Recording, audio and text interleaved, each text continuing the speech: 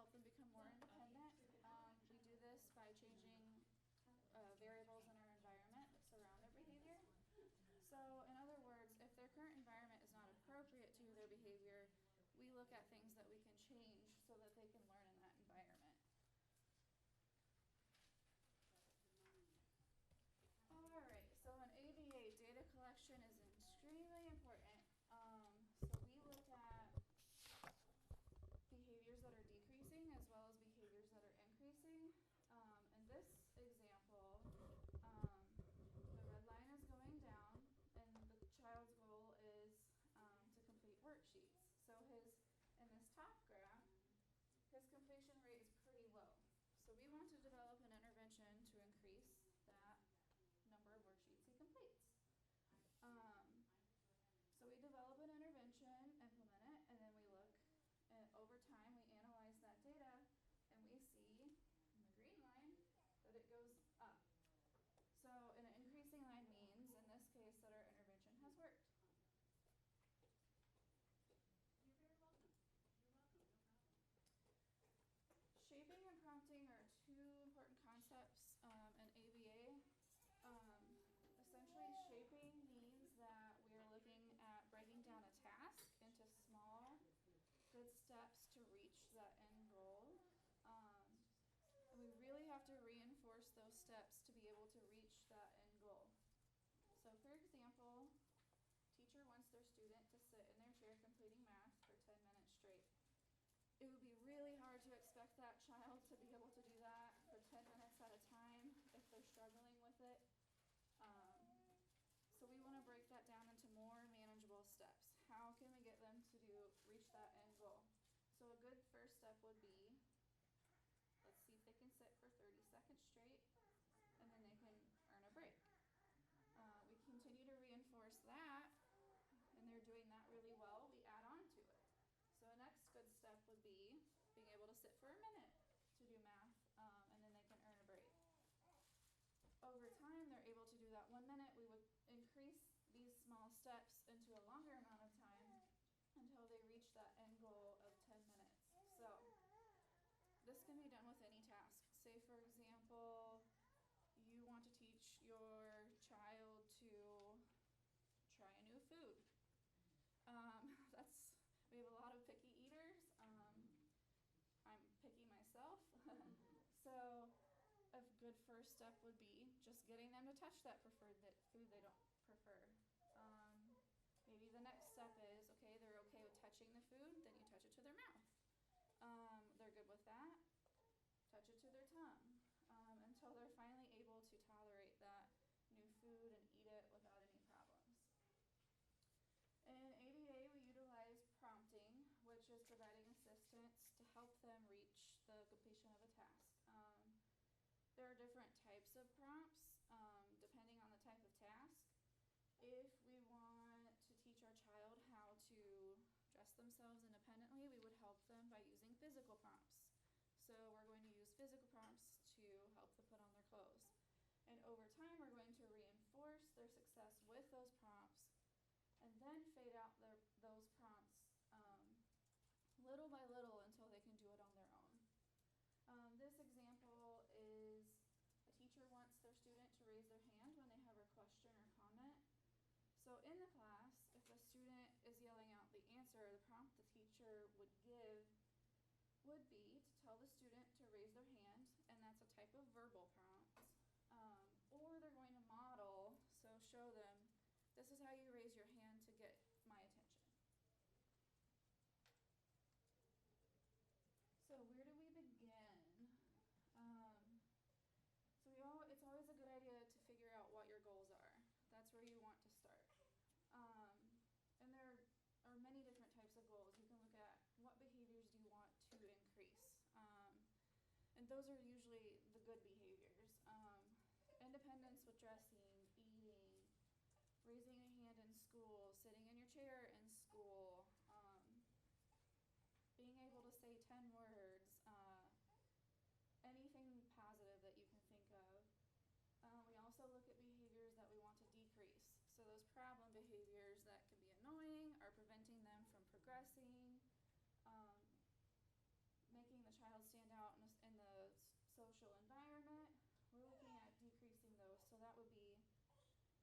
My child tantrums every time I ask him to clean up his room. My child drops to the ground when I want him to stand up and walk with me. Those are some of the types of behaviors that we would want to decrease. You can also look at, okay, my child does do somewhat inappropriate behavior, but I want that to occur more often. So we look at, okay, how do we get that to happen more often? We look at, maybe my child is talking, but he's whispering. So we want to increase the magnitude and their volume of speech. So we work on that. So we're constantly working with all kinds of behaviors, shaping them so that they can gain independent skills and prompting them through that good behavior, because the good behavior is what we want to see more often with other people and in different settings. So not only would we want to see them do this at home, we would want them to do it at school, in the community, anywhere they're going to be interacting with people. Alright, so the official definition of behavior is anything that is observable and measurable movement of a living thing. So not just people. Our pets have behavior, other animals have behavior, any living organism can exhibit behavior. It has to be something that you can observe. So something observable would be, I saw it, you saw it, someone else saw it, we all agreed that we saw it. And it has to be something that you can measure.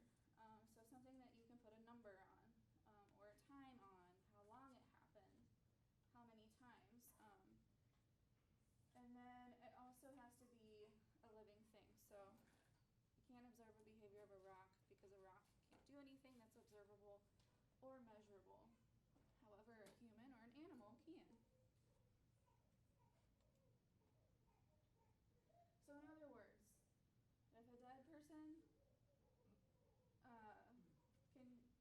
can do it, then it's not a behavior. For example, it's usually the negative language you use. So if you say, don't run away from me, well, the dead person can do that. They can not run away from you. So you kind of have to change your wording. So it's really easy with your child to say, stop doing that, quit hitting me. Tell them what you want them to do instead of what not to do. So for example, if your child's hitting you, tell them something that you want them to do, such as put your hand down, or follow me, walk with me, whatever it is that you want them to do. This is really hard because it's kind of our instinct to jump to that no word instead of giving the positive. So that's something that everybody has to work on. And you have to be pretty discreet with those instructions. It's easier, yeah. So you might go into this later, but my child perseverates like unbelievable. So for 3 months, every single day, we've been talking about Ghostbusters. We don't know how to get. It sounds funny, except like we literally don't know how to shift his brain onto some other topic. Sure.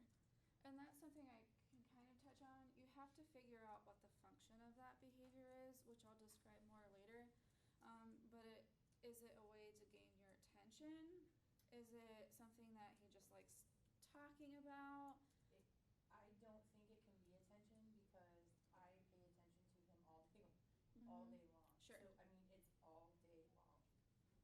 And we engage in conversation about everything, and he always tries to get it back To circle back to that. to that. And he's never seen the movie. We won't allow him watch it. He's only seen a preview. He's literally trying to sneak watching things on YouTube. Like, this is one example.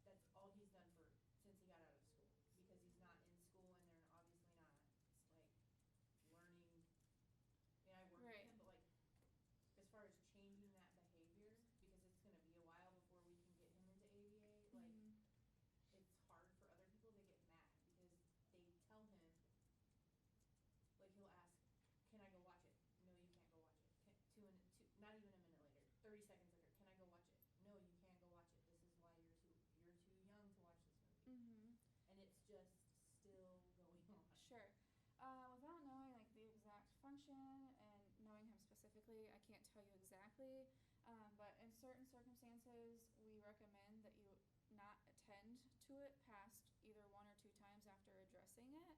You mean like ignore it? Mm-hmm. Just ignore it? Just not, like, you can address it the first time, say, like, I understand, that's But what. then it goes into mommy. And it does, and it will. Mommy, They'll quit after time. And She's after, right, really. when Just it's ignore so. your kids a lot and it works. Yeah, the behavior will get worse before it gets better. But if you're, so reinforcement for him and that is you addressing it. But if you stop addressing it, he's probably going to try harder because, well, that didn't work, so I'm going to try even harder and harder to get you to address me. Well, if you don't, over time, if you don't address it, that level is going to come down.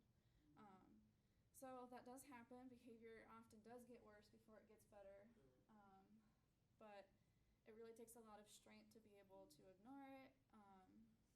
But that is usually how we address perseveration. We address it once, say, I understand that you want to watch this, you can watch this instead, move on, and not address it. So. Alright, so our behavior is surrounded by our environment. There are variables in our environment that we refer to as antecedents. Those are anything that occurs before behavior. And that can be any variable about the environment you can think of. It can be the temperature, the setting, so where you are, school, home, community, grocery store. This could be people who are present, so if mom's present, dad's present, grandma's present, brother, sister, teacher. Noise, this can be an antecedent. If something loud happens. Anything you can think of that is in the environment and is present before the behavior. So those are antecedents. And then we have the behavior in response to antecedents.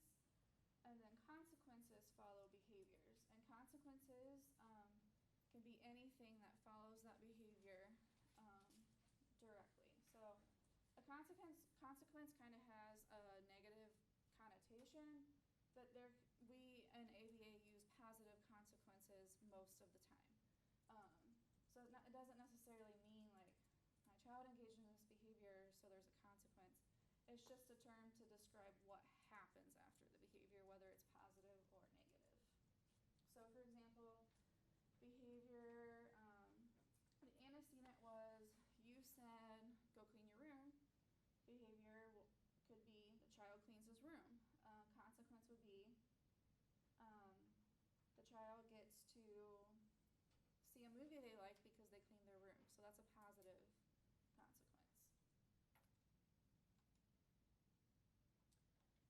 So the way, here's an example. We call these ABC examples, antecedent, behavior, consequence. This is a stop sign example. So the antecedent is a stop sign comes into view. So this is the thing that is present in the environment before the behavior occurs. The behavior is I push my foot on the brake. And then the following consequence would be, since you put your foot on the brake, you stopped your car, and you see a police car crossing the street. Consequences do have a future effect on your behavior. So in this case, if you see a police car after stopping, you are more than likely going to stop to avoid future consequences of getting a ticket. And antecedents have an immediate effect on behavior. So you saw that stop sign, so you immediately push down on the brake.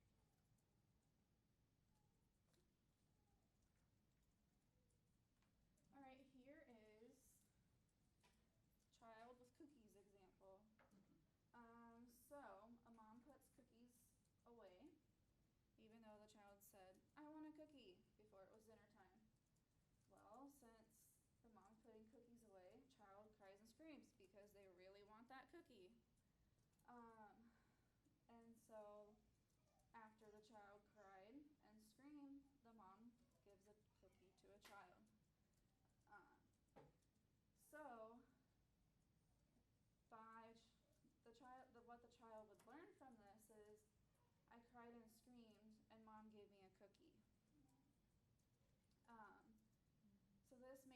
future effect on that child's behavior.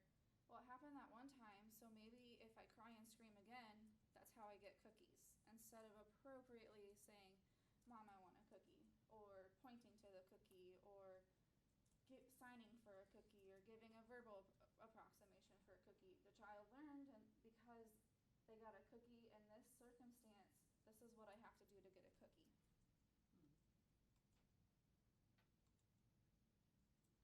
So it's important to track these variables that happen before and after behavior over time. We can look at predicting why these behaviors are triggered. Are there certain antecedents or triggers that are related to this behavior? And then we can figure out, okay, my child, every time I ask my child to clean up his room, he drops to the ground and has a tantrum. So then and then after that, child drops to the ground, has a tantrum, you're like, okay, you don't have to clean your room. Well, we kind of look like, oh, they got out of doing this task. This is why they drop to the ground every time I ask them to clean their room. So then we kind of look at these patterns, and we figure out from there which consequences need to occur to improve this behavior.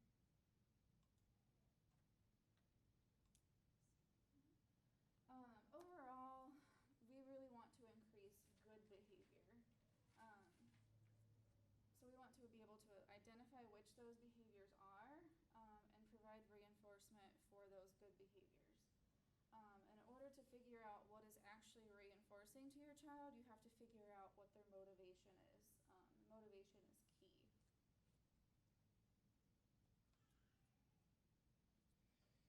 So in our environment, it causes things to be more or less motivating at a certain time, and causes us to engage or not engage in certain behaviors. So for example, sunscreen will be more valuable to you if it's a hot and sunny day. However, if it's snowing and it's cold, sunscreen's not really valuable to you.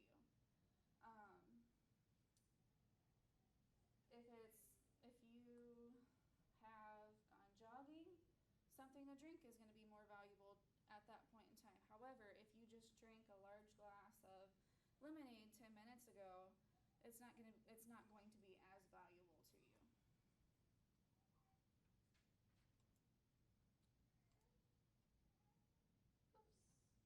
Oops. There we go.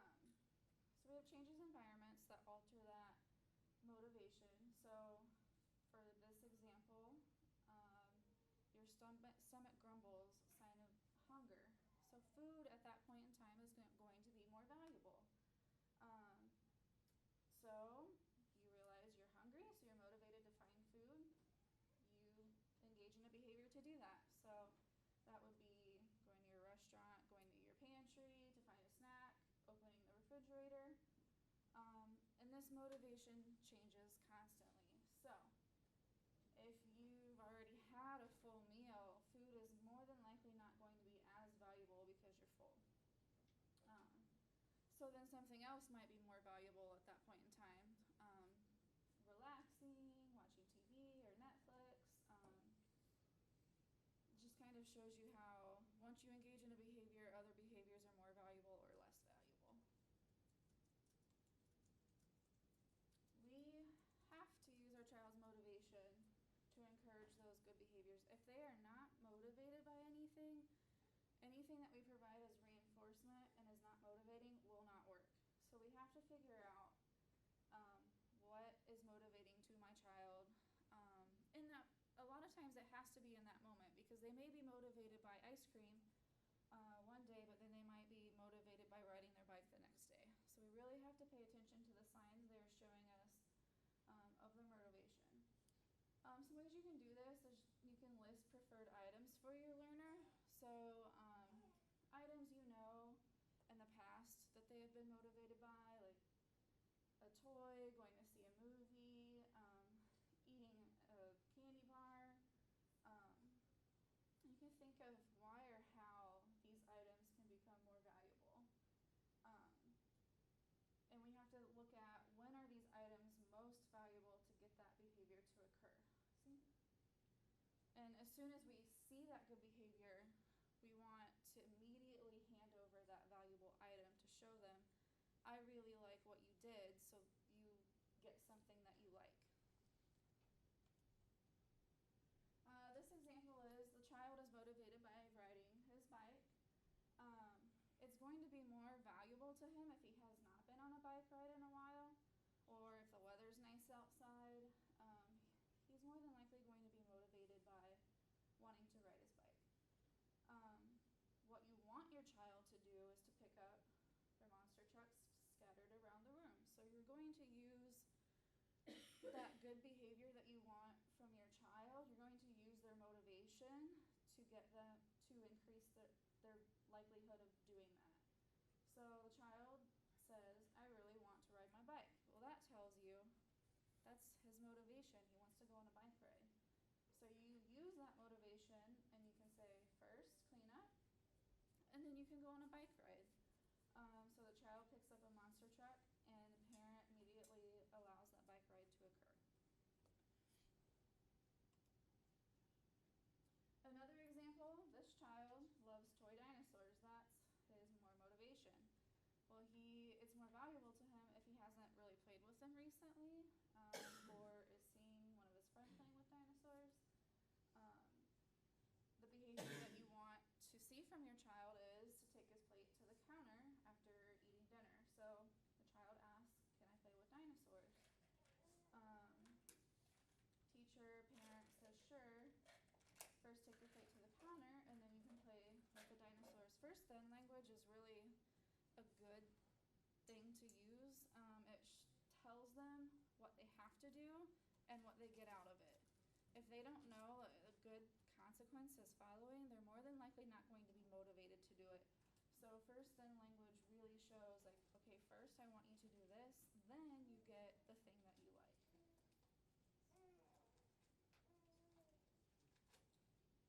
Sometimes motivation isn't really easy to discover. And sometimes our children can't tell us what they want to do, but they can show us. So a child may not have vocals, however, they can point to things. If you see them pointing to something, they're more than likely motivated by it. If you see them pulling you somewhere, so if they pull you to the refrigerator, they're probably motivated to get something to eat or drink. Some children can point to pictures and show you. So there are multiple ways you can gather this. Some children may not have any of those abilities, but you can kind of see what they are looking towards. So maybe they're making eye contact with something that they like. That can indicate motivation. So it takes some time to observe your child and to write down these items that they prefer. Getting desired behavior will take time. You have to be patient. It's not something that it's immediate. They learn over time. I engaged in this behavior, this consequence happened, and after that consistency, they learn, okay, this is what I have to do to get the thing that I like. The most important thing is to stay calm, and this is probably hard for any parent because your natural reaction is to become frustrated. So not reacting because you don't want to provide negative attention to that behavior that could inadvertently reinforce it, and you want to follow through your instruction. You may have to help them, or you may have to wait them out in order for them to do it. All right, so problem behavior. It can be something that's attention seeking. It can be something that is extremely irritating. It's not necessarily life-threatening, and it's not illegal. So a child having a tantrum. Do you have a question? This is giving me some examples. Yeah, do you have an example? As I'm sitting here listening to you, I was thinking about how I'm trying to get my 12-year-old to do homework assignments that he doesn't want to do. So, like, for every boring homework assignment, like vocab, I'm having a really hard time getting him to do, or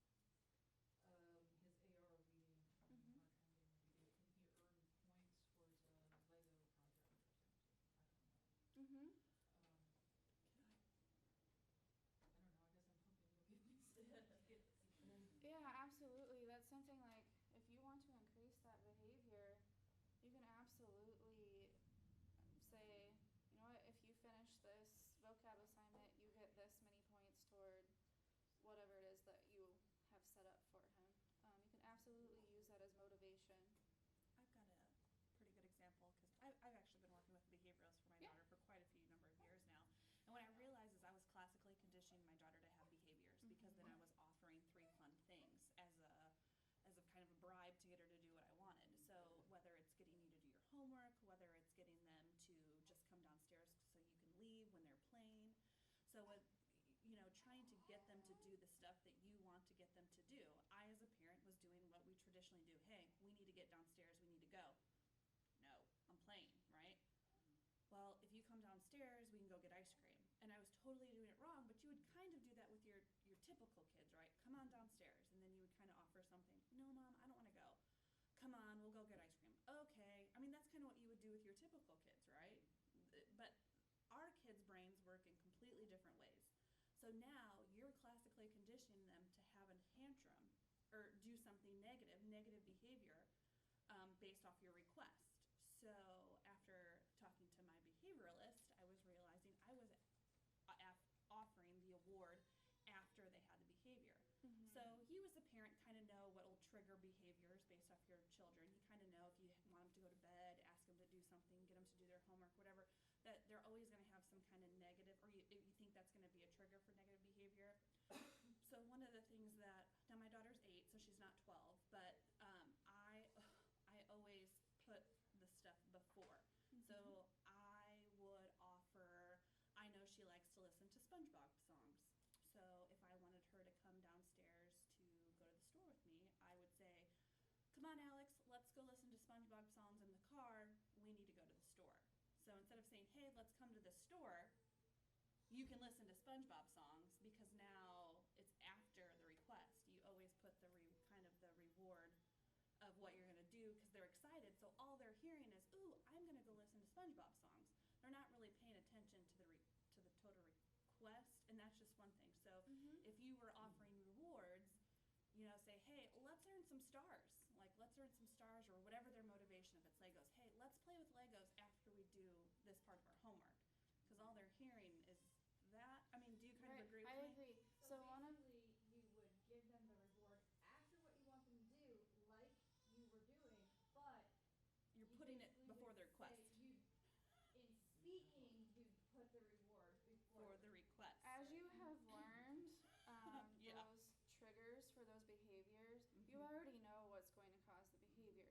So I've been talking a lot about motivation. You probably already know some things that they like to do already. And so you want to use that motivation beforehand, and we call those antecedent strategies or preventative strategies, because we really don't want that negative behavior to occur in the first place.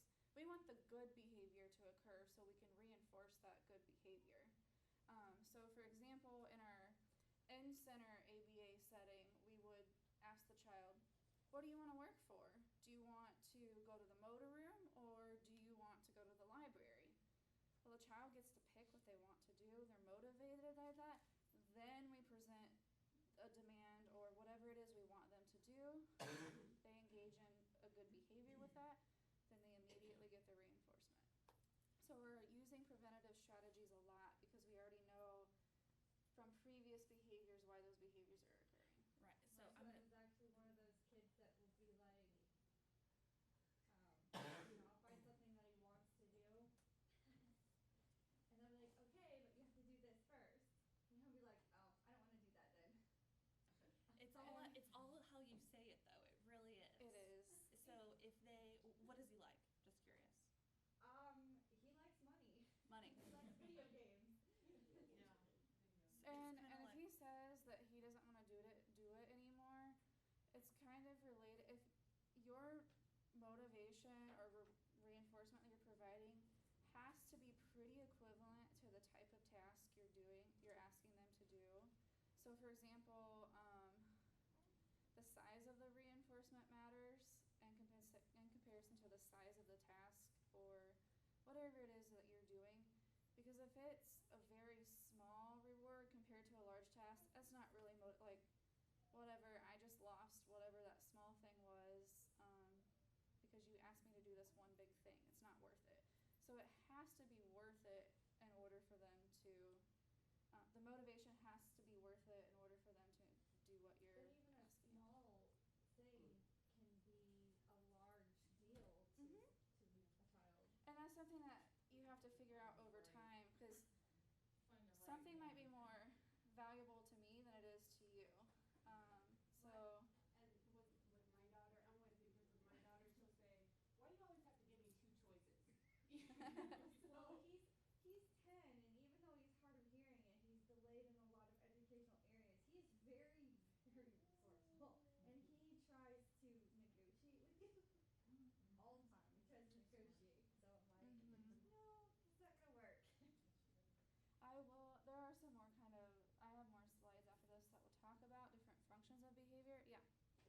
So what do you do if your kid has a behavior as soon as you put a demand on them? You have to follow through with it. You've asked them to do something. If you want them to follow through, you follow through with it by helping them, or if it's something they can do independently, you wait them out. Mine are tough. Yeah, they are. And then you reinforce them doing it appropriately. So, what kind of consequence is provided after problem behavior? Well, it depends. It depends on the function or why my child is engaging in this behavior. A little card here. It's all fun and games until someone figures out the function of behavior. And it's not always easy to identify the behavior's function. So this is why we look at the ABC data, what happens before the behavior and the consequences. That's why it's so important to figure out why my child is doing this. Four common functions are escape and avoidance, access to attention, access to tangibles, and self-stimulation. So escape behaviors would be you ask your child to do something and they engage in a tantrum to get out of doing what you asked them to do.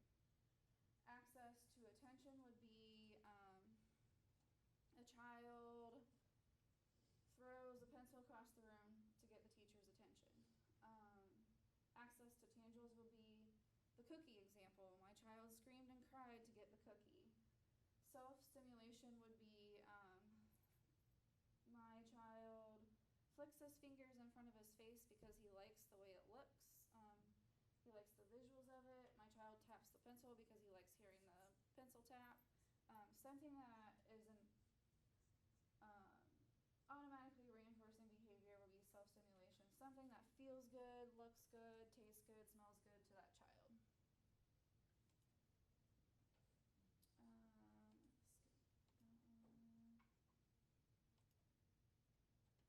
Alright, so when this problem behavior happens, what do? Well, the first step is say nothing about the problem behavior. You don't want to give any kind of negative attention to it. Do nothing different when the problem occurs. So act as if there's no problem going on or continue to do what was already going on before the problem behavior started. Step 3, block the child's access to preferred items, people, activities. This is so that you're not inadvertently reinforcing their behavior by allowing them to play with something else while this problem behavior is going on. If there is some minor physical aggression, you want to back away from that. You don't want them to physically touch you during it. Once the child is calm or less intense behavior is occurring, interact with the child. And that function of the problem behavior will kind of guide your interaction from there on. So, if your child wants access to something, or if they want to gain attention, you want them to appropriately ask for the wanted item, person, activity, or attention appropriately. So the inappropriate behavior was the child screamed and cried to get the cookie. We want them to say cookie, or point to the cookie, or sign for the cookie to appropriately get that item. If the function is escape from a difficult task, undesired situation, we want them to be able to ask for a break appropriately or complete the task with help. So if you ask the child to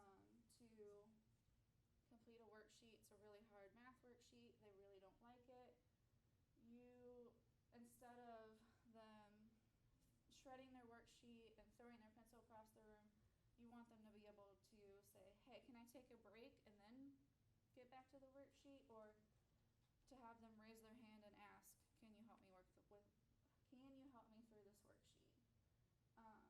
If instruction, you want to replace that behavior with something else that is appropriately stimulating. So if a child likes to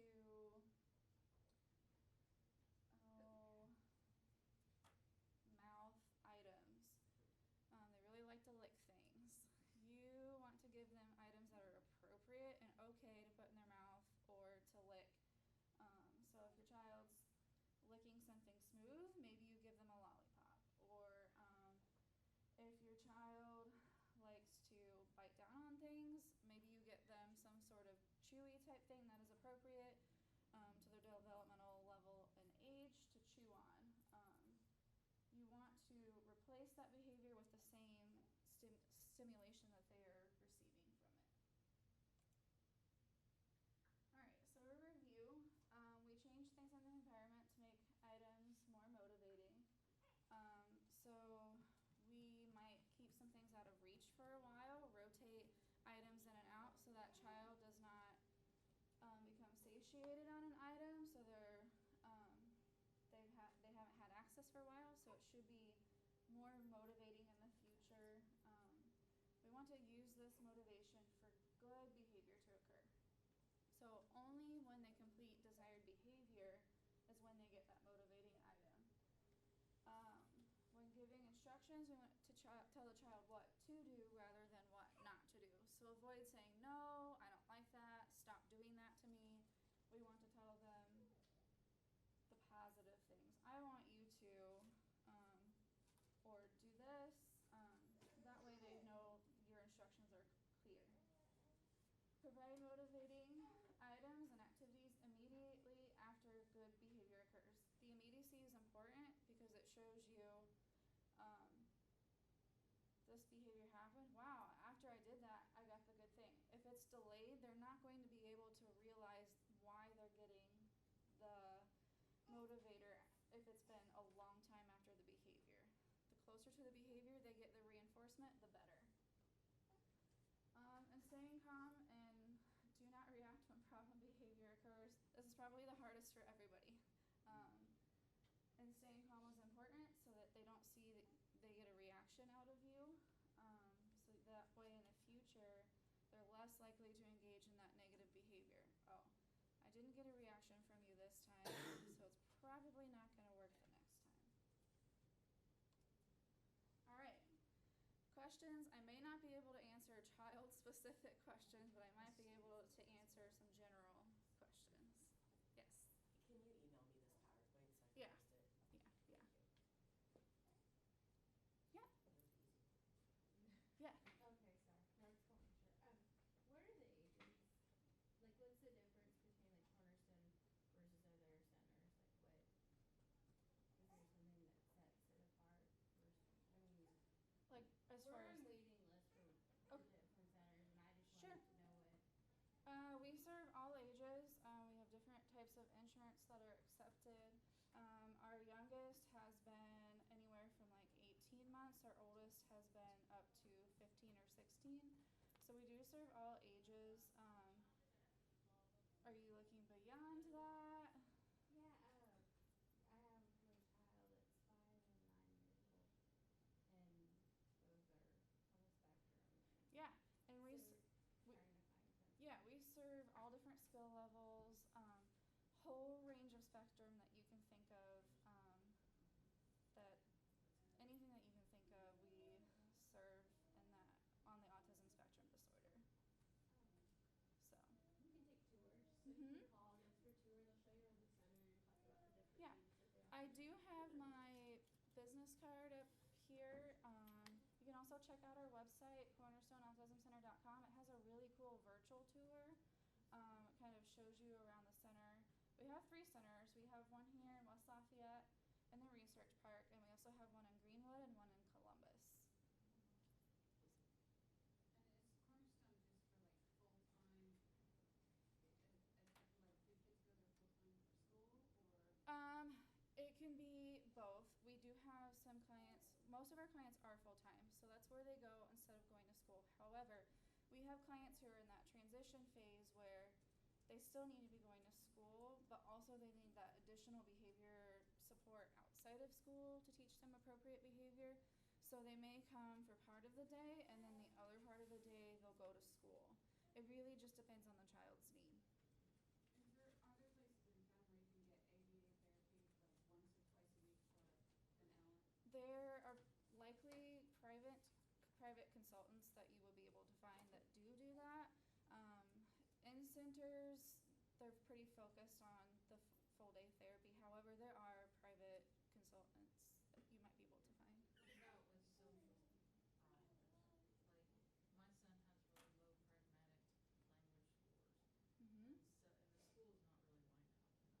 Right. So I'm trying to figure out how in the world do I help him when he doesn't understand things like sarcasm. He misunderstands Right. what's going on. He thinks people are picking on him when they're not. Yeah. And then eventually they do pick on him because he's creating And a problem. that How do you have something that I can we do have most of our, I would say none of our children understand sarcasm when they come in. We do work with them on those types of social goals, especially our more advanced learners, where they're able to recognize, like, okay, this person said this. I don't really understand why they said that. So we utilize social stories a lot. So just providing and talking through scenarios of those types of events. We also utilize like peer models. So maybe a typical learner who does understand those interactions and pairing them with your child, and they can be a model to them. That's usually more helpful because they're more motivated by somebody who's closer to their age rather than someone who's like, well, you're like my mom and you're my mom and I don't necessarily want to hear you tell me that. But if it's a peer, they might be more motivated by kind of interacting with that peer who can model and help them understand it. You can also request that they discuss social stories and pragmatic Mm-hmm. learning and speech therapy, both in school as well Oh, they as. won't even give speech therapy. Seriously, they graduated from speech therapy and he still has problems. Like, I have trouble understanding. I would You- ask Dr. Hale this afternoon. Yeah, that would be a because good he's idea. making evaluations. For the special Right education. now I'm like at war with Yeah, I would ask some of the other people who might be speaking about that as far as in-school resources or other speech therapies or whatnot. I would check with them to see what they offer. Any other questions? Watches things like, I don't know how legit that is, but shows like Daniel Tiger. Yeah, do you have a question? Social stories. We did a lot of because I read, what is the name one? We read a lot of these books that I read that were supposed to be good for social stories. I can't remember what they're called. Do It'll come to me the later. kids have It's been a while since I to watched it. do outside of the regular school environment?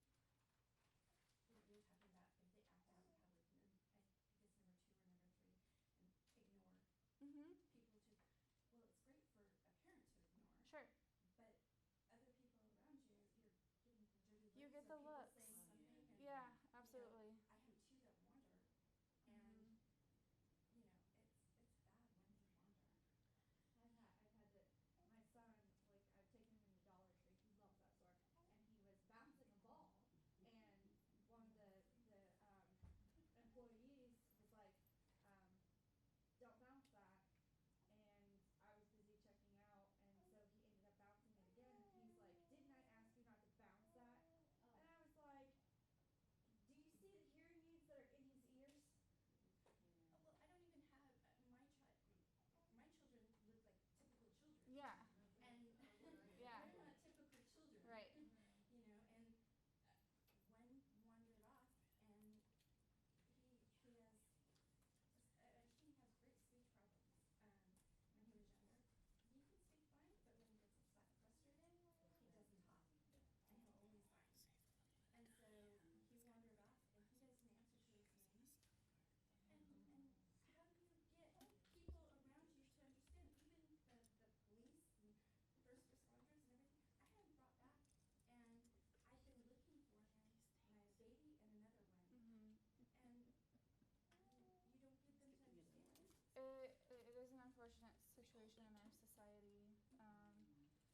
which is why educating yourself is very important so you can spread that knowledge to others. I think as much as you can educate others, that's the best thing you can do, and support each other. Unfortunately, there's really no way